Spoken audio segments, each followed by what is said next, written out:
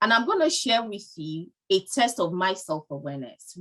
Not recently, in 2018, I had a situation that really tested whether indeed I was self-aware or not. I'd gotten this job that I really wanted, great salary, great for my career progression. It was in alignment with the way I wanted my corporate governance career to progress. I'd gone in for that interview. I didn't have experience in most of the things they wanted me to do in that job because I didn't have that experience, but somehow I got the job. It was even far better salary than where I was coming from. It was a pharmaceutical company listed in, they're in America, they're in the UAE, they're in London, huge company with great potential.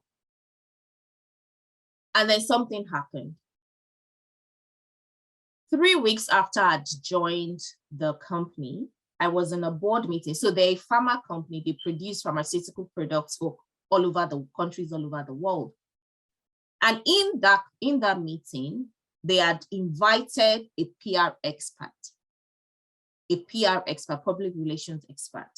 And in that meeting, they were talking about how one of the drugs that this company produced has been used in the United States for capital punishment, that their drugs has been used to kill without people on death row. The first reaction I had was, oh my God. Now, whatever, I'm a lawyer, so I understand capital punishment and all that, but one of my core values, I will talk about values later, is humanity first. I honestly believe that what binds us together as human beings is far more than what separates us. Whether you're a Muslim, you're a Christian, as long as you have red blood flowing within you, I see you. To me, we are family. Except one day somebody comes and says, oh, actually, I have yellow blood. Then I might say no. But wherever I am, I live here in this country where, I mean, you see people, my childminder about 4 or 5 years ago, she was atheist. And subhanAllah, my sisters and brothers, I have met, since I moved to the UK, no, she was my childminder about 7 years ago. Since I moved to the UK, I have never met any human being that was as kind to me as this woman. She told me literally, I'm an atheist. I don't believe in God. What's the point of why I said that? To me, humanity first. So when I was in this meeting and they said they had, the company I was working with makes drugs they used to kill for capital punishment, it was totally against my values. It was totally against what I believe to be true about humanity. But here I was, this great career opportunity, but this company does this. So they constantly have to have PR people, public relations people to manage that. I think they've changed now because just before this, I Googled it and I think they put it on their website that they will no longer supply drugs to people on death, to government, US government for the purpose of death through lethal injection. It's called lethal injection. But for the next 3 weeks, 2 weeks actually, after I heard that, I was battling within myself. Do I stay? Do I go? Do I stay? Do I go? Eventually, I had to honor my authentic self. I had to honor what I believe to be true. I had to stick to my values. Because what is a value? A value is something you consider to be of central importance.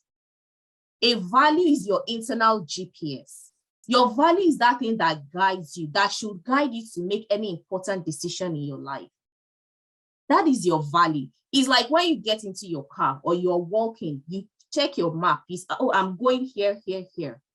This is how I'll get there. For those of us that use GPS, that is your value. Those are those things that should guide you that, when it gets to, as if, for example, one of our core values, if you're here in this space, would be Islam. You won't go because you find yourself living in America. It doesn't mean you eat pork, because your value is, I'm a Muslim, I don't eat pork.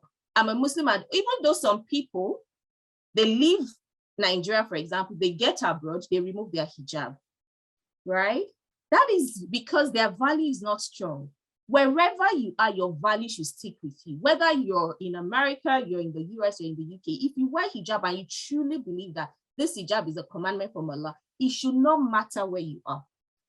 But we'll leave that for another day. To the end of this story, the lesson I want us to take away is, I stuck to my value. I resigned. And then that is what happens. Allah then opens doors you don't even expect. I ended that contract towards the end of the year in 2018. It was in November. A week after, the company called me. Now, if you know anything about the UK life, nobody gives you £1 that you do not work for. It just doesn't happen. The company emails me, HR emails me after and say, you resigned, because the reason I gave was, I said there's been a clash of values. And for that reason, I could not continue. So when I had my exit interview with HR said they've never heard somebody resign as a result of clash of values. And I told her, I was honest. And she told me that my manager said, whilst it's sad for me to leave, I resigned close to Christmas. Nobody hires during Christmas. Therefore, they're going to pay me the December salary. I resigned in November. Therefore, they will pay me a 1-month salary for work I did not do, so that, because they assume I won't get a job in December, so that it can help me transition. In my life, I've never heard, everybody I know in the UK has never heard a situation where you resign and they say, we'll give you 1 month extra salary. Why did I share that story? That is the test of my self-awareness. Even I, at the time I resigned, because I didn't have another job lined up. I didn't know where the next paycheck would come from. But I had to honor what I knew of myself. I had to stick to my values. And then the impact of that year, that's why they said December, I ended up with 3 job offers in December, plus additional 1 month salary. That is what it means to honor, to be self-aware.